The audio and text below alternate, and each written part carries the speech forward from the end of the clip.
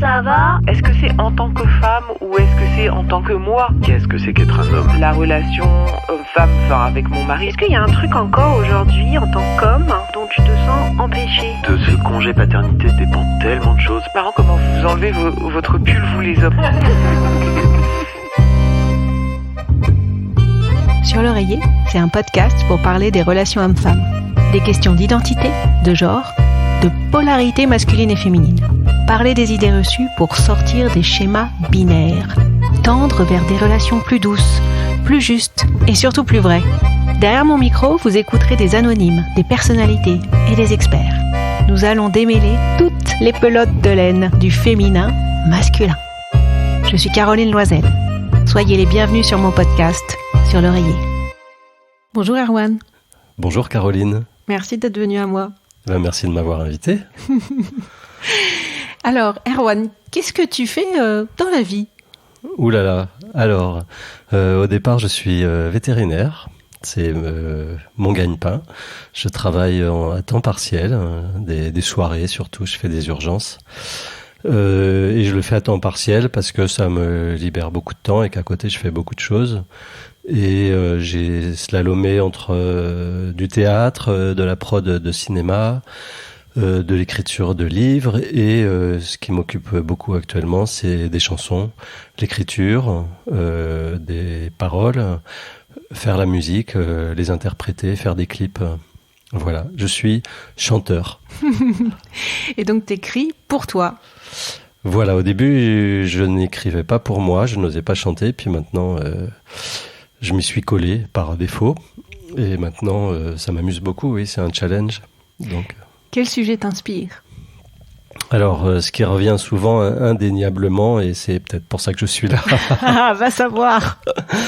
C'est que il se trouve que le sujet des hommes et des femmes, des relations, de l'intime, revient assez régulièrement dans plusieurs chansons. Il y a Le Prince Charmant, il y a Les Chieuses, il y en a une qui s'appelle La Castratrice, et j'en passe. Donc, le thème, il est là.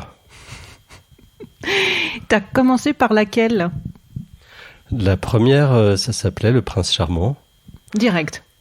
T'es rentré dans les contes. Oui, les contes, ouais, les règlements de compte aussi, parce que j'avais quelque chose à lui dire au Prince Charmant.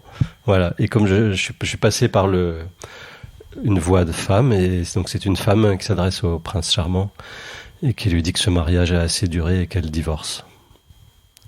Et elle lui dit quoi d'autre ?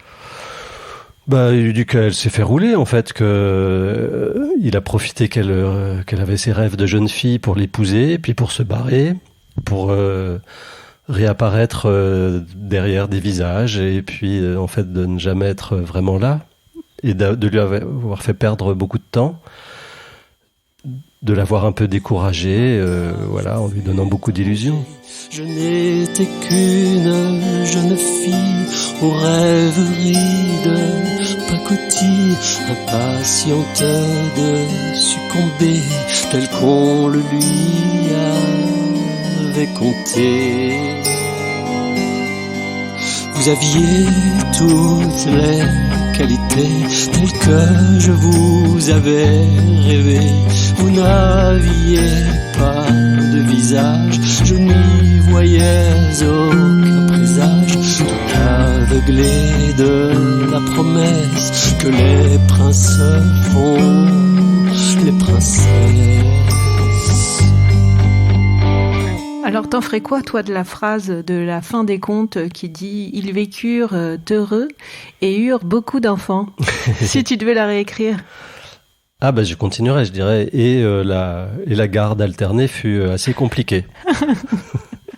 Comme ils ont eu beaucoup d'enfants, les pauvres. Et si tu la refaisais complètement?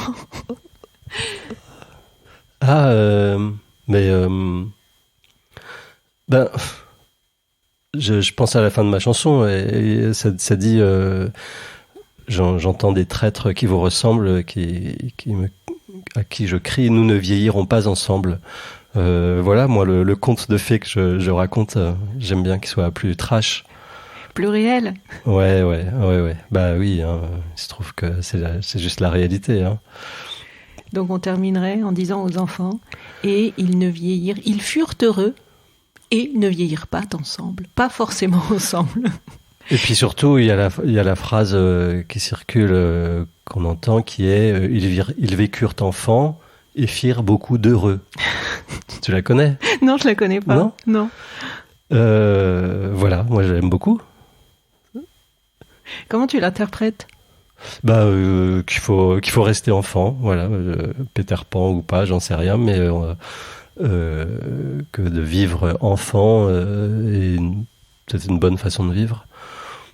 On peut se marier et rester enfant, hein, mais la priorité, c'est pas de se marier, c'est pas forcément de faire des enfants. Moi, j'en ai pas, et on peut s'en passer. Et on peut être heureux quand même. Bah oui.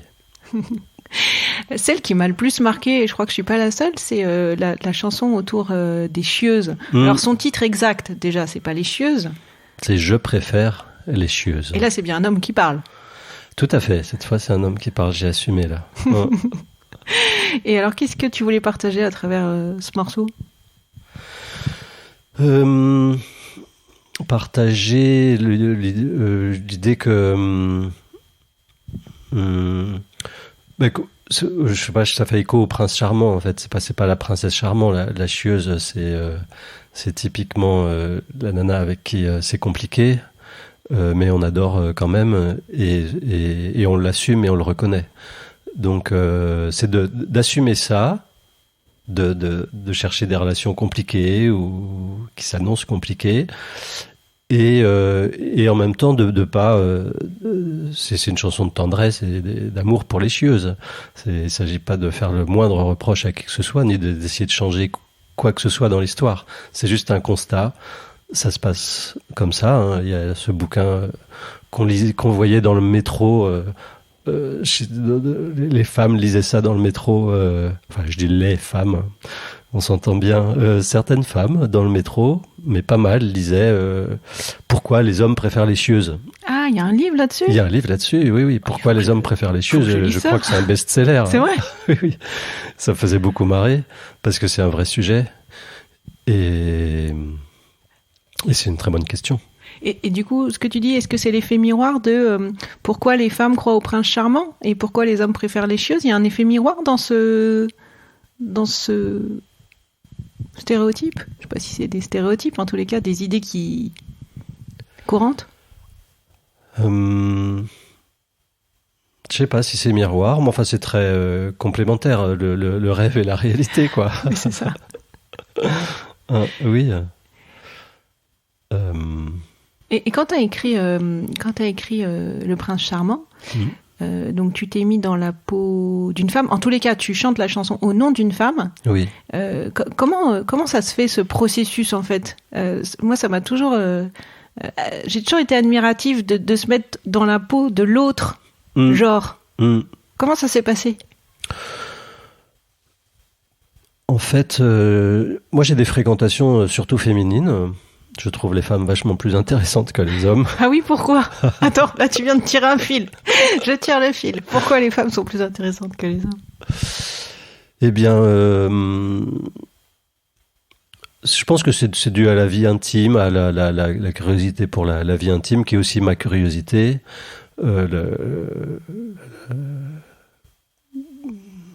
T'as plus de résonance et de retour sur ce type de discussion avec des femmes ? Oui, ces conversations-là, les intérêts des femmes, voilà, ça fait longtemps, hein. J'ai fait du foot pendant de longues années et je m'ennuyais beaucoup dans les vestiaires. Les soirées après foot, je m'ennuyais pas mal. Voilà, les conversations de mecs m'ont toujours moins intéressé. Mais c'est quoi les conversations de mecs ? On sait pas, nous. Mais si, mais c'est des clichés. Hein, c'est vraiment. Ah oui, c'est vraiment. Je veux pas démonter le cliché. Oui, c'est souvent un cliché, surtout quand on est dans un vestiaire de foot.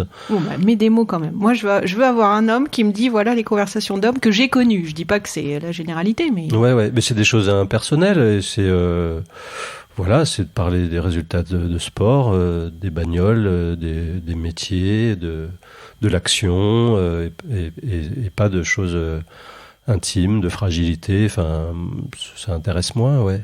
Quand tu dis de l'action de la bourse, non, de l'action en général.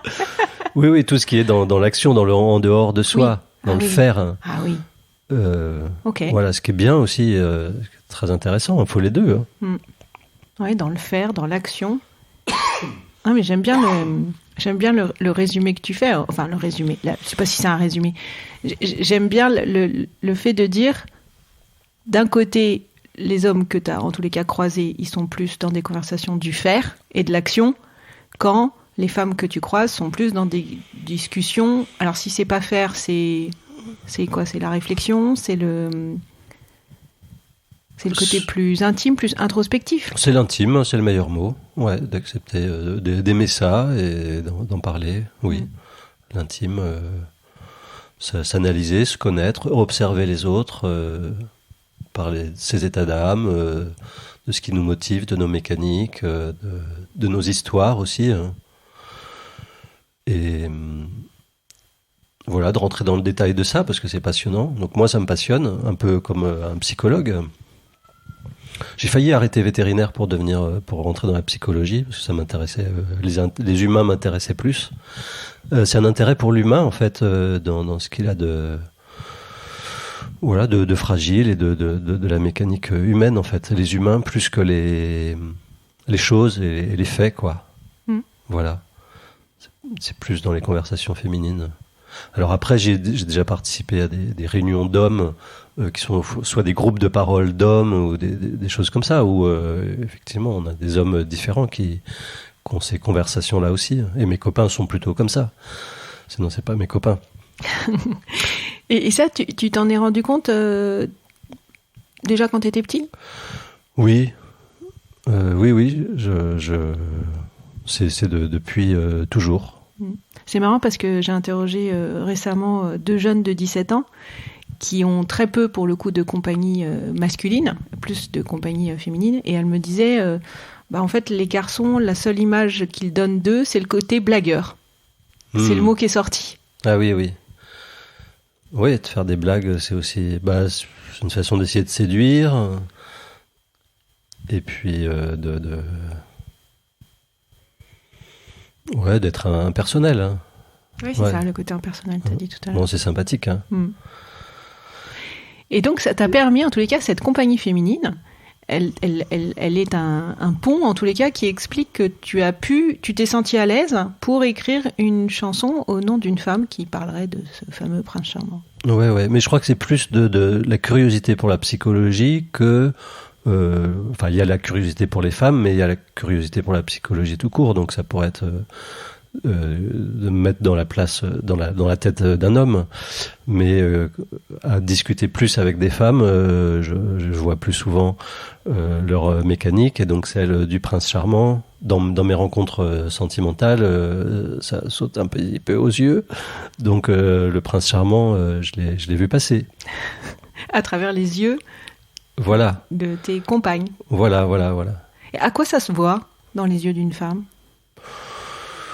C'est d'être amoureuse de l'amour, en fait, de plaquer une projection sur l'autre, et puis de constater bien vite que ça colle pas, et mettre du temps à le constater, de pas l'accepter, de ramer, de faire des reproches. C'est l'insatisfaction qui en découle, en fait, de constater que l'homme réel n'est pas le prince charmant. Donc ça crée que des illusions, mais le mythe il peut durer assez longtemps. Il y a beaucoup de femmes qui restent très longtemps en couple insatisfaites. Par rapport à une projection. En tous les cas, voilà, ça avec le cliché de changer son mec, ensuite ça existe, hein, et donc qui mettent du temps à sortir du fantasme, de l'illusion. Et l'illusion, pour un homme, ce serait laquelle par rapport à une femme ? Il y a ce poème de l'homme qui attend cette femme qui n'est jamais toujours la même, mais un peu la même. J'ai plus le texte exact. Et je crois que c'est ça en fait. C'est quelque chose d'assez. C'est un fantasme poétique, éthéré. Et je crois que c'est cette femme-là en fait. Bon, pour les mecs un petit peu poètes. Hein. Oui, parce que tu sais, moi j'avais plus en tête ce qui me vient là en posant cette question que je ne pose jamais d'habitude. L'image, tu vois, l'illusion. Quelle est l'illusion pour un homme d'une femme comme ça un peu idéale? Bon, nous on la connaît par cœur, c'est le prince charmant. Et moi j'ai plutôt en tête, tu sais, ce qu'on appelle l'image de la mère et la putain. Qu'un homme, en fait, il rêverait d'avoir ce truc plus ou moins réuni. Oui. Et oui, bah c'est pareil, c'est pas vraiment pas. Oui. C'est une projection, quoi. Oui, non, mais c'est vrai aussi. Comment ça se conjugue, ça Ça va te donner des nouvelles idées pour des chansons. Oui. Mais c'est peut-être certains mariages qu'on voit où des mecs prennent des femmes avant tout pour le physique et on dit que les hommes sont prêts à tout pour coucher, même à se marier, et que les femmes sont prêtes à tout pour se marier, même à coucher. Ah, je la connaissais pas non plus, celle-là. J'ai plein de citations.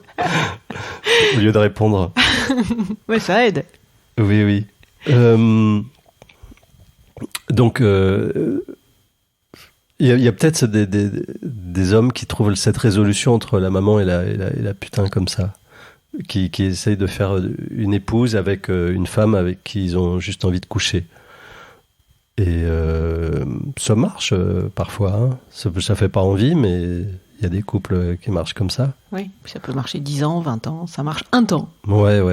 Puis après, ça ronronne, enfin c'est moins joli quand même. Hein. Revenons aux chieuses. Comment tu as eu l'idée quand même de cette chanson? Ah oui.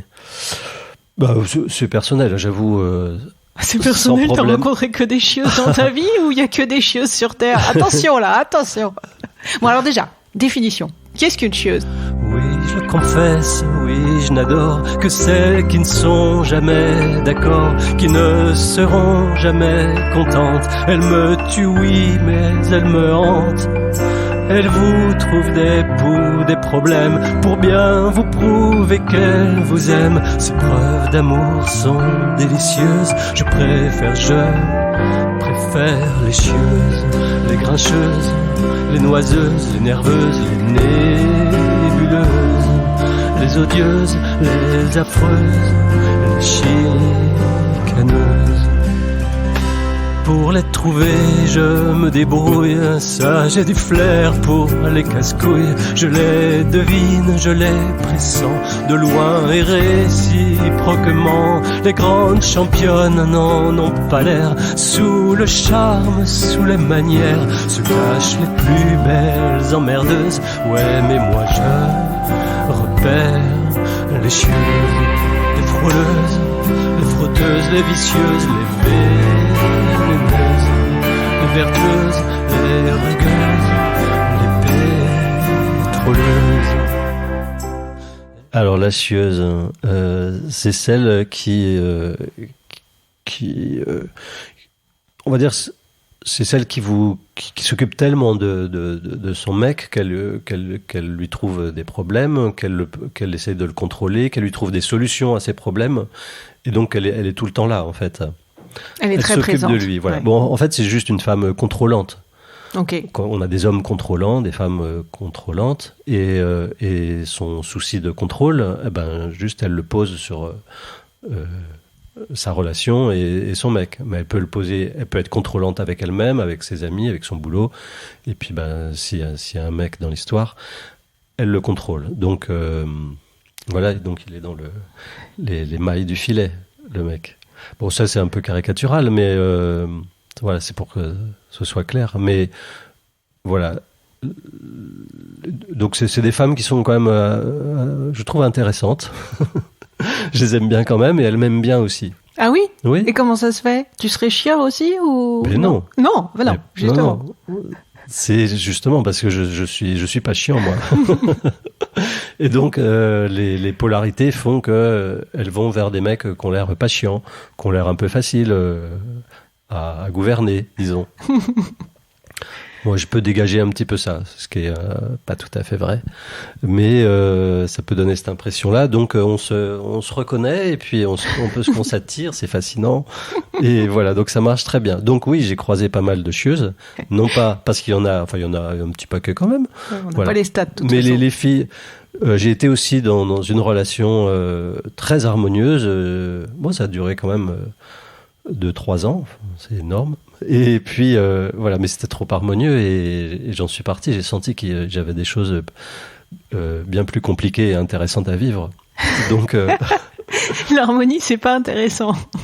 c'est ce que je dis dans la chanson en fait, c'est que mes amis me présentent des filles tout à fait adorables et sympas et cool, et c'est d'un mortel ennui pour moi, quoi. Elle est hyper sincère, cette chanson. C'est ta chanson la plus intime par rapport à ce que t'as vécu ? Il y a celle-là, puis il y en a une autre qui s'appelle Un guerrier, qui parle de comment ça pourrait être une guerrière, hein, mais comment une personne se construit. Enfin là, on part sur un autre sujet, voilà, avec les barricades. Mais un guerrier, ça peut être le sujet aussi, les barricades. Il raconte quoi, ce guerrier ? Ah oui. Il raconte, il dit qu'il connaît rien des mots tendres, qu'on ne lui a appris qu'à se défendre, qu'il y a des coups à donner et à prendre. Il dit des choses comme ça. Il dit que il rêverait de redécouvrir ce que c'est que l'amour et de se réveiller ensemble. Les guerriers, ils restent pas dormir, hein. Ils sont toujours dans l'action. Ouais. Et donc l'idée, c'est de se réveiller ensemble dans le projet sentimental, ce que le guerrier ne fait pas longtemps. Et donc pour toi là, qu'est-ce que c'est qu'être un homme ? Toi, tu le vis comment, ton genre homme ? C'est surtout le regard des autres, parce que moi je me dis pas en tant qu'homme, je pense comme ça. Peut-être ayant eu un parcours de petit garçon qui fait du foot, peut-être ça construit un petit peu un truc qui est forcément plus homme que femme, des détails comme ça. Mais sinon, non, j'ai plutôt envie de dire en tant que moi. Et je cherche pas le dénominateur commun des hommes. Je crois que il n'existe pas. À part des détails anatomiques, mais sinon, psychologiquement, c'est un leurre. Si on commence à chercher tel critère, on va toujours trouver un mec, qui est quand même un vrai mec, mais qui n'a pas le critère de ce qu'on voudrait être un homme, que ce soit d'être un bon époux, d'être un homme d'action, un entrepreneur, je sais pas, d'être viril ou... voilà, ça me semble que des clichés éculés, sans intérêt, vu qu'on a autant d'hommes, vu qu'on a une immense variété d'hommes sur Terre et qu'ils sont tous hommes. L'histoire du vrai mec, des femmes qui veulent un vrai mec, c'est un sujet ça, parce que c'est un peu l'arrière-garde, c'est un peu l'antiféminisme, je pense, de vouloir enfermer les mecs dans leur personnage et les femmes, forcément, elles s'enferment dans un personnage aussi. Oui.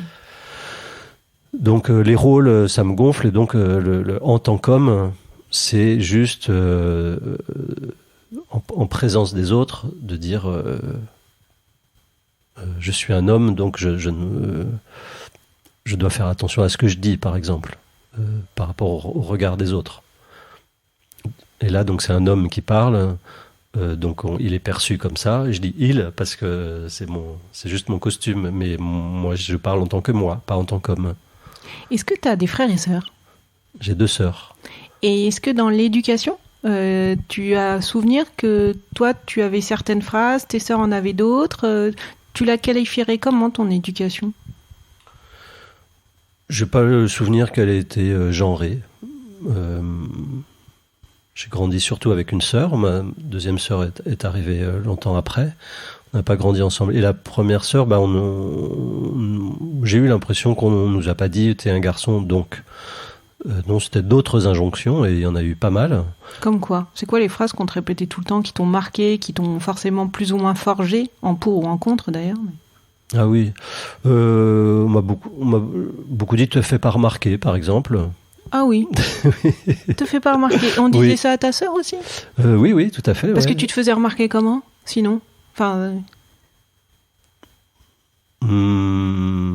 Je sais pas, j'ai dû l'intégrer très tôt. Parce que je me suis pas fermé, je me faisais surtout pas remarquer. Mais elle me dit quelque chose, cette phrase, c'est vrai. Ah Te oui, fais pas oui. remarquer.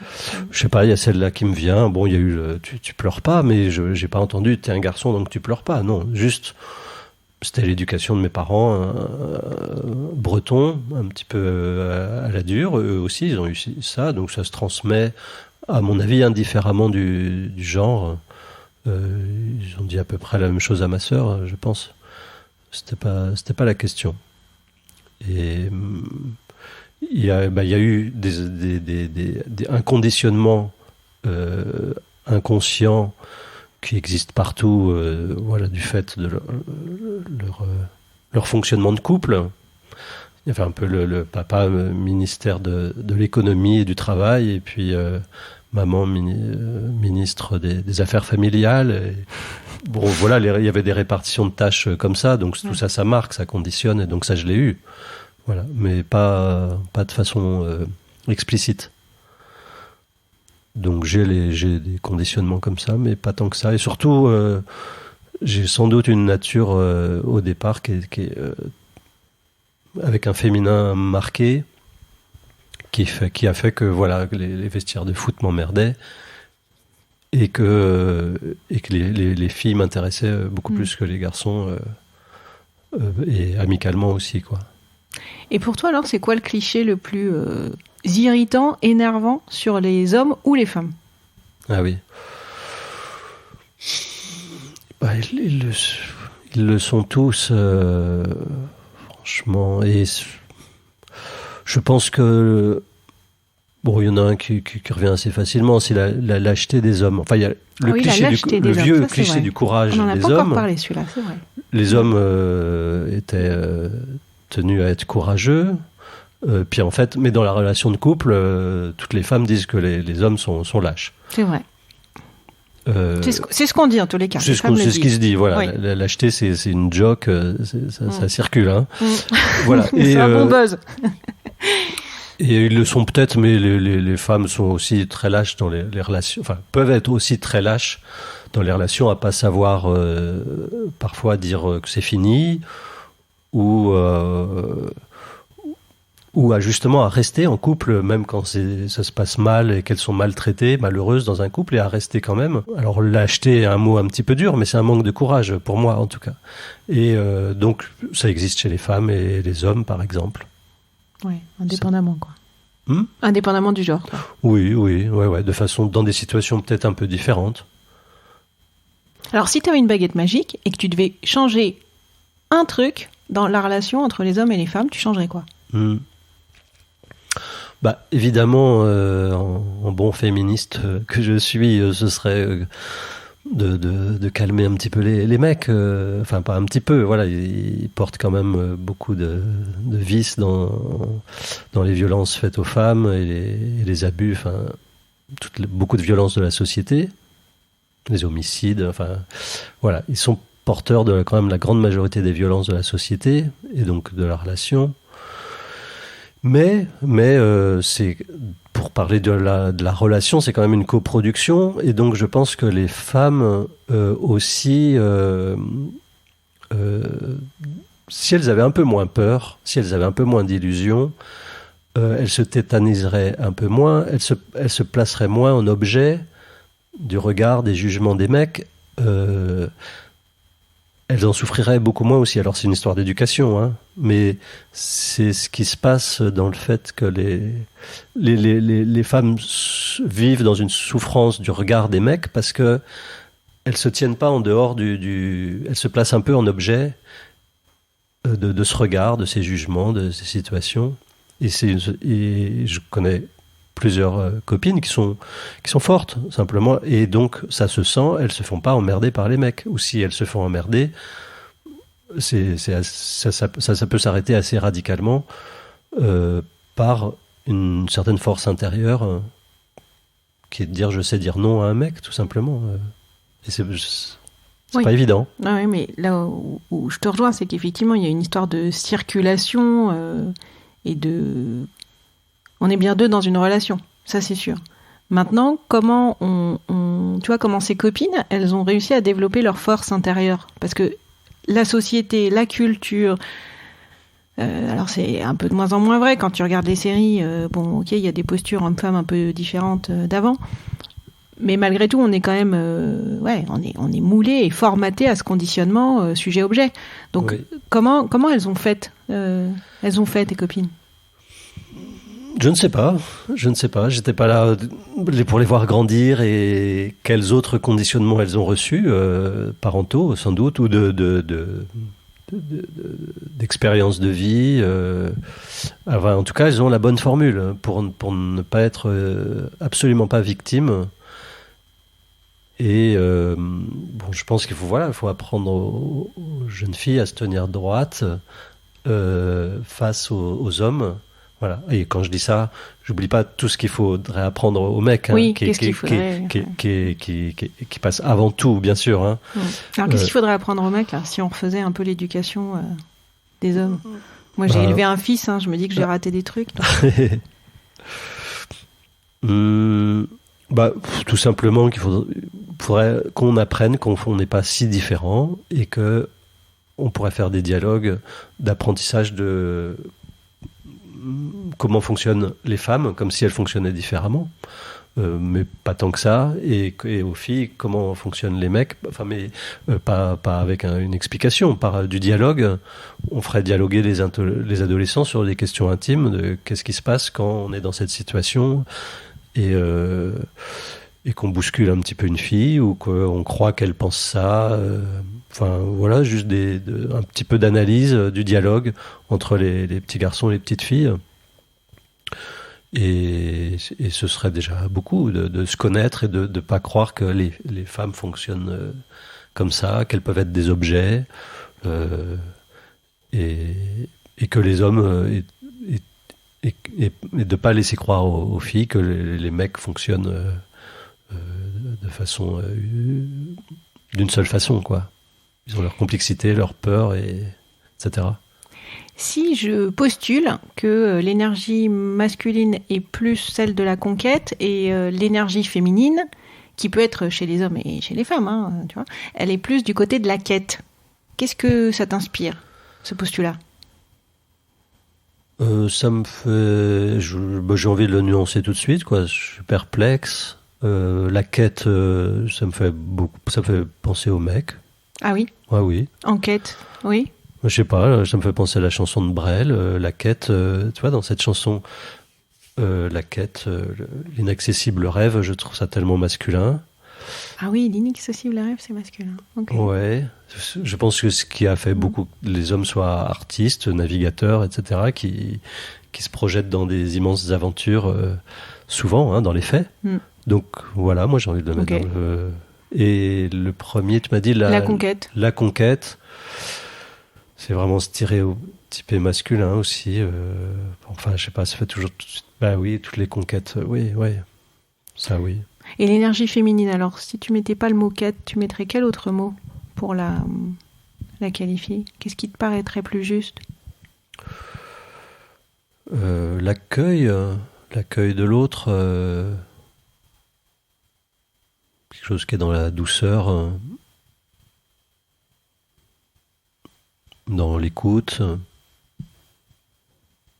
Voilà, si on parle juste d'énergie, d'écouter la polarité de l'autre et de ne pas vouloir imposer. Je dirais quelque chose comme ça. Je vais te montrer 4 unes de magazines et tu vas me dire celle qui t'inspire. Alors, j'ai La Déferlante qui nous dit « Naître, : aux origines du genre ». J'ai un Elle Magazine qui nous dit « Belle à tout âge ».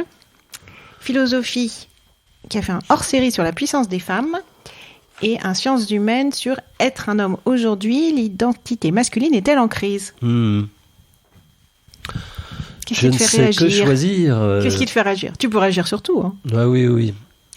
La crise de l'identité masculine.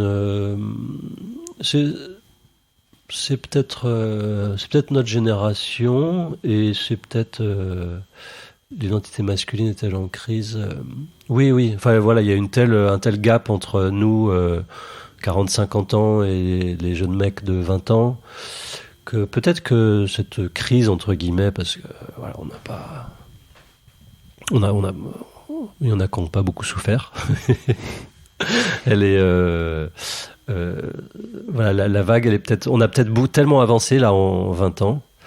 Voilà, la puissance des femmes, il y aurait beaucoup à dire.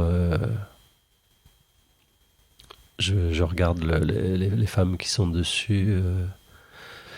Et je pense que la puissance des femmes...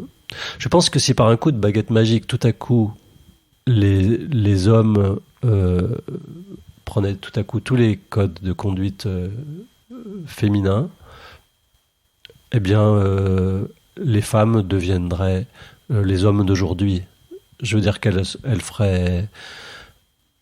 pourraient être aussi tyranniques, déclencher des guerres, aller à la guerre, maltraiter des hommes.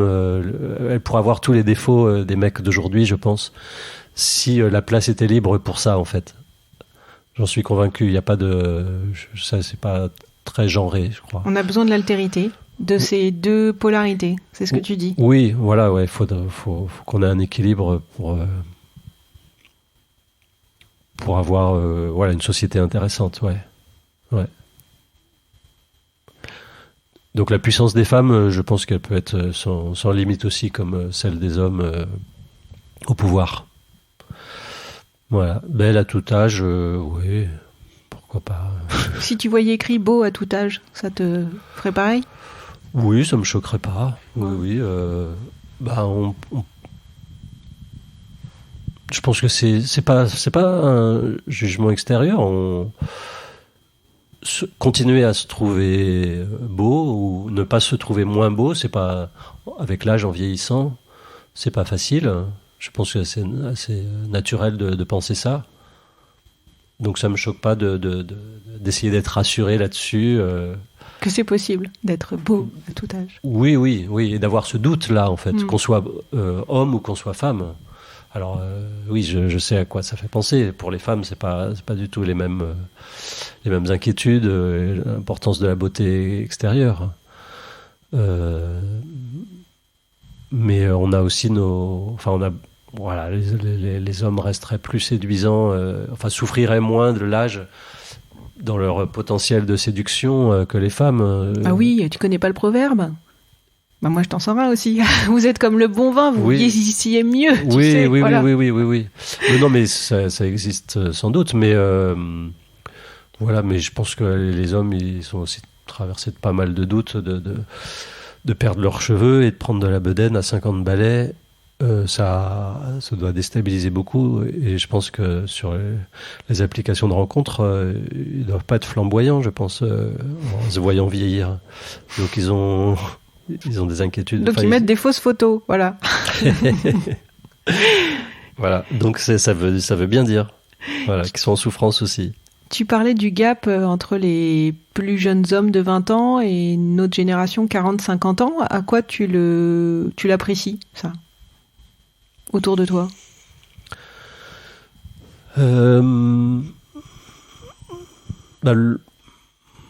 Quand tu vas jouer au foot avec des jeunes de 20 ans, c'est plus sympa. Oui. Non, je fais des scènes ouvertes avec mes chansons où souvent c'est des plus jeunes que moi qui participent. Et alors à quoi donc je les croise là surtout, en fait. Ouais. Et à quoi je le sens, mais c'est que les thématiques, elles sont là dans les textes qui sortent. Alors c'est les poètes, hein, c'est des chanteurs, hein. Donc c'est peut-être une catégorie de la population. Mais il me semble que l'école a fait du boulot. J'ai pas eu d'enfant, donc je parle avec des précautions, mais il me semble que l'école a fait beaucoup de boulot pour l'ouverture des esprits, déjà à l'homosexualité, et même aux transgenres, que ce soit déjà... j'ai l'impression que c'est allé super vite, et que si les jeunes sont préparés à accepter, et à savoir que ça existe déjà, moi, l'homosexualité, le concept n'existait pas dans ma vie avant, je sais pas, 23 ans à peu près, 20, 21 ans, quand un copain me l'a dit qu'il l'était. Et aujourd'hui, voilà, ils ont 13 ans, ils ont bien sûr entendu parler, mais aussi des transgenres. Et donc je suppose qu'ils sont beaucoup moins enfermés dans les rôles, évidemment. Dans tes relations, dans tes relations avec les femmes, est-ce qu'il y a des choses dont tu te sens empêché systématiquement et ça revient tout le temps ? Ce qui me retient, je pense, oui, c'est le fait d'appartenir à l'équipe des hommes, en fait. C'est-à-dire ? C'est-à-dire que tu sais que tu es dans le genre des violents, des harceleurs, voilà. Donc, dans mes rencontres avec les femmes, si je veux draguer, je sais que ça, c'est un peu c'est présent là. Voilà, je peux être regardé comme, je peux être regardé avec méfiance et pas être accueilli simplement en tant que moi, mais en tant qu'homme, avec tout ce que ça charrie de potentiel danger, quoi.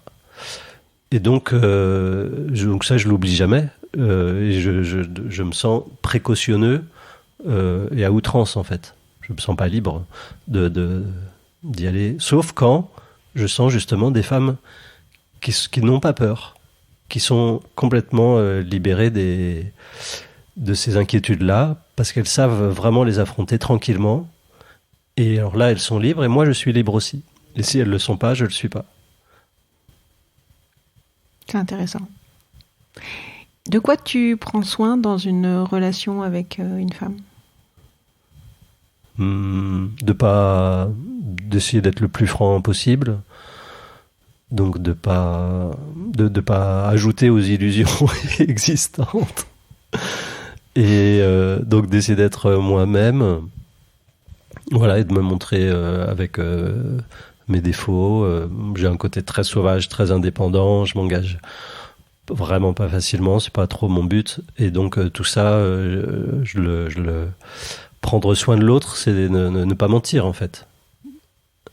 D'essayer de ne pas répondre à une attente juste parce que c'est une attente, mais de rester soi-même pour que l'autre soit soi-même aussi. Prendre soin de l'autre, ça me fait penser à ça. Ça va être quoi le thème de ta prochaine chanson ? Elle s'appelle « À l'Ouest ». Et ça ne parle pas de l'Ouest de la France. Ça parle d'être à l'Ouest. Moi, je suis un petit peu à l'Ouest. J'aime aller à l'Ouest. Je trouve ça chouette d'aller à l'Ouest. Mais ça peut être péjoratif. Donc, c'est une espèce d'éloge de ce refuge qu'on a de pouvoir aller à l'Ouest, d'y être bien. Voilà. Donc, parfois, il y a des rimes en Est, voilà, il y a des anges qui traversent. Parfois, il y a des anges qui traversent et ils vont vers ce pays qui nous berce, à l'ouest. Voilà. En ce moment, tu te sens dans une période à l'ouest ? Non, c'est une période bien sur terre, parce que je travaille à mes chansons avec quelqu'un d'autre. J'ai des scènes, il y a du réel qui me tient bien. Mais enfin, il y a un bon équilibre entre la rêverie et le réel. Si tu idéalisais une relation homme-femme, quelle image tu lui donnerais ? Une analogie, un titre ? Ah. Je cherche la chanson du futur de 2025. Ah non, les chansons, c'est que sur des trucs qui déconnent. Ah bah voilà, c'est ça le problème. Je sais pas l'analogie. Moi, ce qui me plaît, c'est la relation libre. La non-exclusivité, mais enfin, faire une chanson là-dessus, je crois pas. Alors, l'analogie, je sais pas, qu'est-ce que ce serait une analogie pour la relation libre, alors, c'est ça ? Oui. Je sais pas, quelque chose à prendre chez... Je vais peut-être dire une connerie, hein, parce que je réfléchis à voix haute chez les animaux, je sais pas.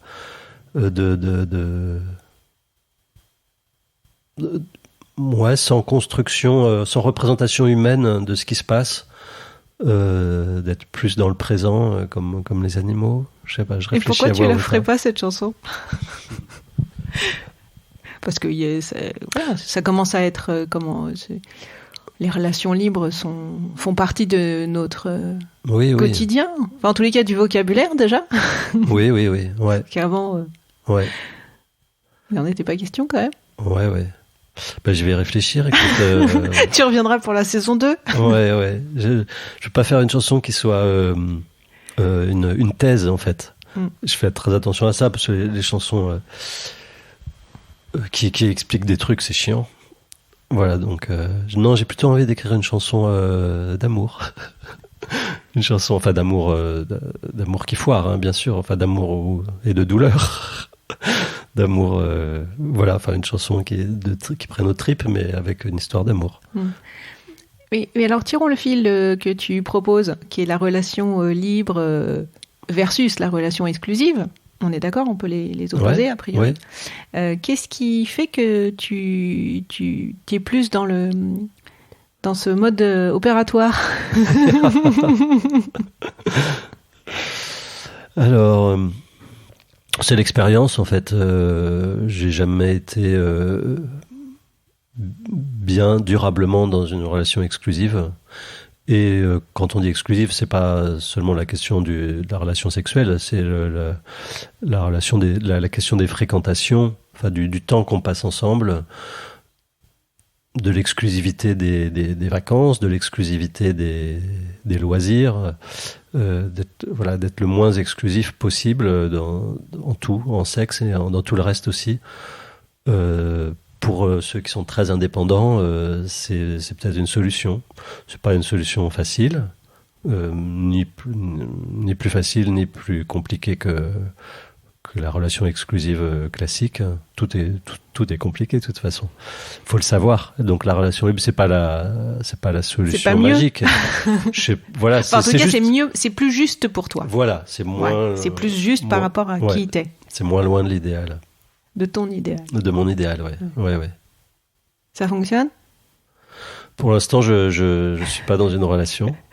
Et donc, ça a fonctionné pendant 2 ans. C'était une belle relation. Et du coup, c'était associé à du polyamour ou pas forcément? Bon, le terme de polyamour, il me convient pas trop, parce que déjà être amoureux une fois, c'est beaucoup. Alors, polyamoureux, j'ai jamais été vraiment amoureux de plusieurs personnes en même temps. Ça me semble... oui, il est un peu tarte à la crème, ce terme de polyamoureux. Pour il toi, est un peu marketing. Pour toi, tu le ressens pas en tous les cas. Tu l'as pas vécu. Oui. Non, on peut avoir plusieurs sex friends, quoi, mais plusieurs amoureux au sens de l'amour. Voilà, ou alors un amour, qui est plus doux, qui est pas du tout passionnel. Quand on a une passion amoureuse, c'est beaucoup. Hein. C'est déjà beaucoup. Voilà, donc juste la possibilité d'aller voir ailleurs respectueusement dans un accord. Dans un accord. Qui est posé, quoi. La franchise. Qui est pas une tromperie. Voilà, c'est juste le fait de le poser, de l'accepter, de le contracter au lieu de le cacher à l'autre. C'est ça. Mais c'est à peu près pareil sinon. Et est-ce qu'il y a une question que je t'ai pas adressée que tu aurais voulu que je pose? C'est pas essentiel par rapport à ce qui fait avancer le féminisme. Enfin, si le féminisme, je pense, avancerait mieux si les combats pour le féminisme ne se polarisaient pas sur le détail, n'étaient pas aussi hypersensibles.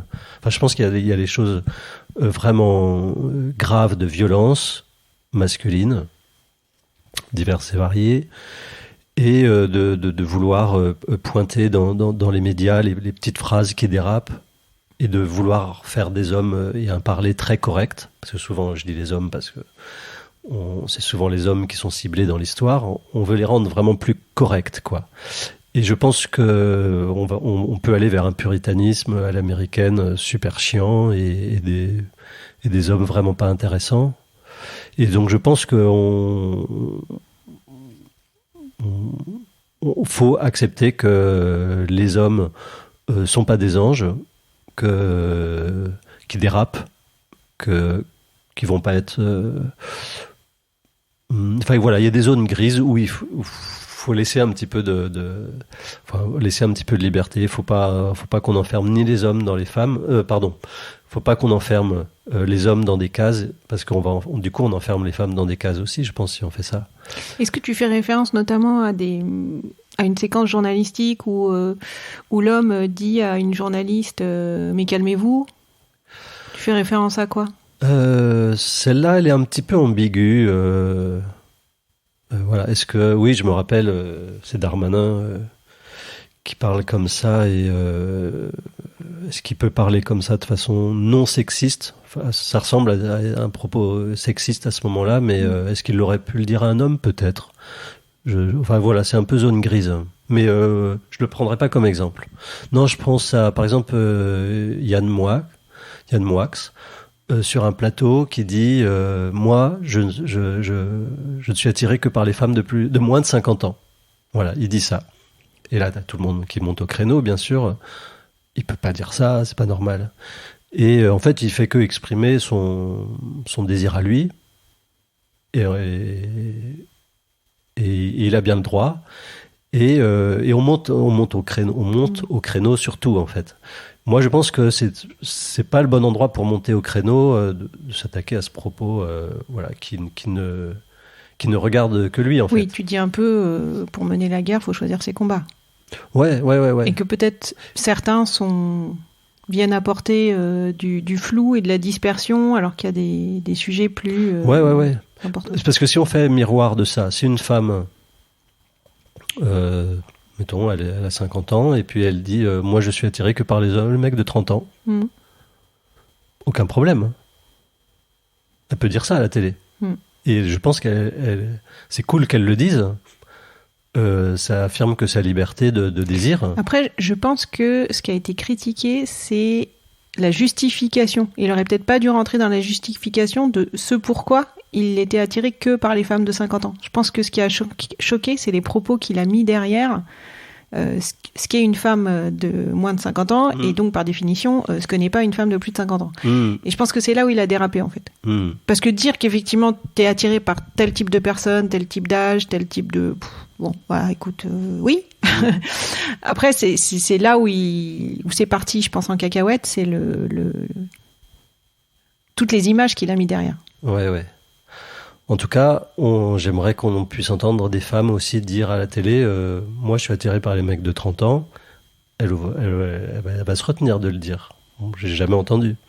Et ça voudrait dire qu'elle est libre, qu'elle dit ce qu'elle veut, et que nous, public, on peut entendre des choses, parce que on a du mal, le public d'aujourd'hui a du mal à entendre certaines choses qui sont très personnelles, et il faut qu'on puisse les entendre, c'est pas grave. Et donc... ce serait chouette que les femmes aussi disent des trucs un peu incorrects, elles ont le droit, et nous hommes, faut pas qu'on soit choqués. Que ça soit pas incorrect, c'est juste tu dis ce qui t'attire le plus dans la vie, et voilà. Après, oui. Et sauf si c'est bon. Voilà, je glisse là-dessus voilà, pour que les choses avancent sans cristalliser les combats, sans fixer les hommes sur des scènes polémiques et finalement qui vont être oubliées une semaine après. Oui, ouais. Alors que les combats, ils se situent plus du côté des violences. Là, je te rejoins. Ou moi, je suis beaucoup sur la durée du congé paternité, par exemple, qui changerait certainement beaucoup de choses dans les relations hommes-femmes, si on l'augmentait vraiment et qu'on le mettait à égalité du congé maternité. Est-ce que tu as une question à me poser si on change les rôles? Oui, je sais pas si elle t'a été posée, mais je réponds jamais la même chose à chaque fois, de toute façon. Oui. En fonction du moment. D'accord, oui. On a la même curiosité pour ce sujet homme-femme. Moi, j'ai dit d'où ça me venait. Je sais pas d'ailleurs. Et toi? D'où ça me vient? Oui, ça fait longtemps. Non, ça fait pas longtemps. En fait, je m'y intéresse depuis 2 ans vraiment, beaucoup. Ça vient en fait du fait d'être sortie du schéma couple, famille depuis 10 ans, et où j'ai découvert parce que j'avais pas trop eu le temps avant 20 ans, différentes façons de relationner entre les femmes et les hommes, sur en tous les cas le sujet du couple, enfin le sujet de la sexualité, des relations de façon générale. Et ça me vient aussi du fait d'avoir monté mon entreprise il y a 9 ans et d'avoir ressenti ce dont tu parles, je trouve, ces peurs, et où je me suis dit, quand même, j'ai bien identifié que c'était des peurs qui étaient non liées à ma personnalité, mais plus liées au fait que j'appartienne au genre féminin. La peur, par exemple, de sortir mon site internet à mon nom et à mon prénom. Ça m'a valu quand même 2 séances de coaching. J'ai la peur de faire des vidéos. Alors que pour autant, j'avais une aspiration d'être conférencière et je voulais vraiment être sur scène. Donc à un moment donné, voilà, j'ai été débloquer ces points-là. Donc peur genrée. Exactement, pour moi ça c'est vraiment des peurs genrées. Je me suis longtemps posé la question que c'était des choses personnelles, et en fait à lire des livres depuis 2 ans et à être coachée, je me rends bien compte que ce sont des peurs qui sont plus féminines, tu vois, ce côté d'être, de se rendre visible en fait, de se mettre en avant, et à un moment de dire voilà, oui, carolinenoiselle.com, c'est ok, bah oui, tu peux sortir un site à ton nom. Et qu'est-ce qui te fait... Enfin, on est d'accord que des hommes peuvent avoir exactement les mêmes peurs. Probablement, mais a priori, ils sont plus... Tu vois, moi, je vois... J'ai deux anecdotes. C'est que du vécu personnel, hein, on n'est pas dans la statistique. Mon fils, 15 ans, est magicien. Donc, en gros, il est autodidacte sur cette activité. De façon quasi... réflexe, ça faisait même pas 6 mois qu'il faisait de la magie, que sur son compte Instagram... il a titré « artiste magicien ». Autre exemple, je dois refaire mon profil LinkedIn, puisque justement je veux être conférencière. Mon partenaire professionnel avec qui je travaille beaucoup, Emmanuel Vivier, me dit « bah tiens, va voir une personne dans mon équipe, Mathieu, il va te coacher pour te dire un peu comment refaire ton profil LinkedIn ». Et évidemment, le premier truc que Mathieu aborde, c'est le titre. Enfin, tu sais, tu mets ton nom, ton prénom sur LinkedIn, et puis en dessous, qu'est-ce que tu fais ? Et il me dit, bon, bah, on met speaker futur du travail. Je dis, bah non, Mathieu, j'ai juste fait 2 interventions, en plus, j'étais pas toute seule, donc non, faut trouver un truc. Il me dit, bah, c'est ce que tu veux faire ? Oui. Bon, bah, on met ça. D'accord. Donc, tu vois, tout ça. Et je me souviens aussi même dans l'augmentation de mes tarifs journaliers. Il y a souvent, c'est tout le temps des hommes qui m'ont, et j'en reparlais encore hier avec une femme, des hommes qui disent non mais c'est bon, tu vaux tant en fait, donc t'arrêtes de couper les cheveux en 4, tu me mets tes prix à ce niveau-là, et c'est comme ça. Et tu sens que pour eux c'est pas un sujet, tu vois ce que je veux dire, c'est que quand ils le disent, c'est que c'est pas... Voilà. Mais parce qu'ils sont coach surtout, enfin ils te coachent. Non mais c'était même des, si tu veux, tu vois, que ce soit mon fils ou des collègues, je sais pas. Enfin, moi, je trouve que c'était assez... Et je le vois bien. Enfin, tu vois, souvent, je parle avec... Ça fait même pas 3 mois qu'ils font quelque chose, il n'y a pas de problème, ils mettent le titre. Et bien, et tant mieux. Enfin, tu vois, c'est ça que... Enfin, moi, je trouve ça bien. Et puis après, tu as la fameuse statistique de... pour une offre d'emploi, pour la même offre d'emploi, 2 personnes qui ont les mêmes compétences, un homme, une femme. Une femme ne répondra à l'offre d'emploi seulement si elle considère qu'elle a 80% des compétences, alors qu'un homme, il attendra d'en avoir que 50%.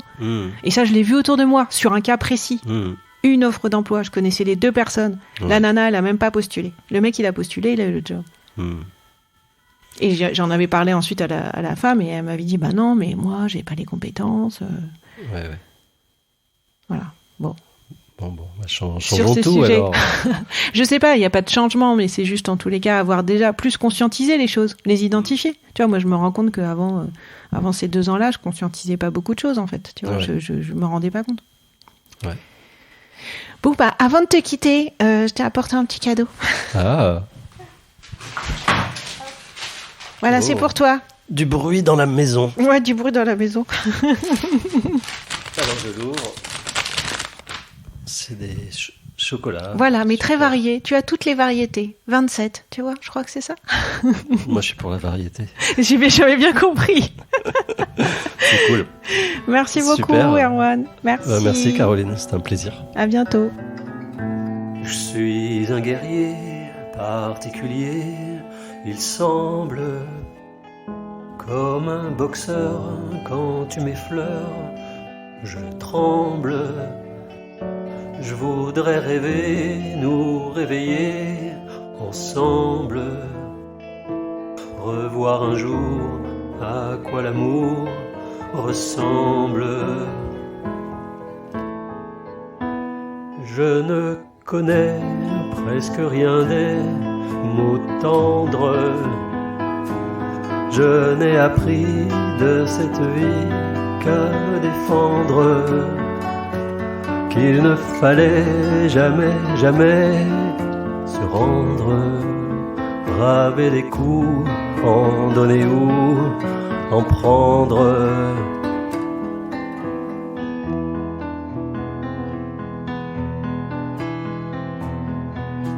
On ignore tout d'un homme, d'un loup, de ses méandres. Je brûle d'un feu que nul ne peut entendre. Tu entrevois, mais tu peines à comprendre. Et mes aveux, sourds et fiévreux, attendent.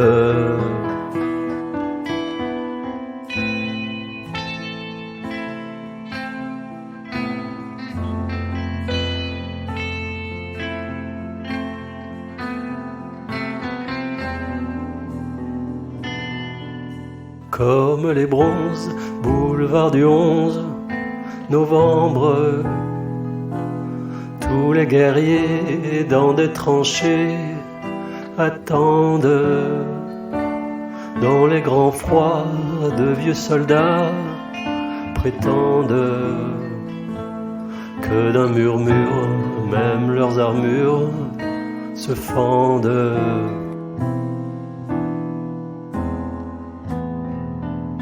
Tous les guerriers de guerre lassés descendent, de leur passé font un bûcher descendre.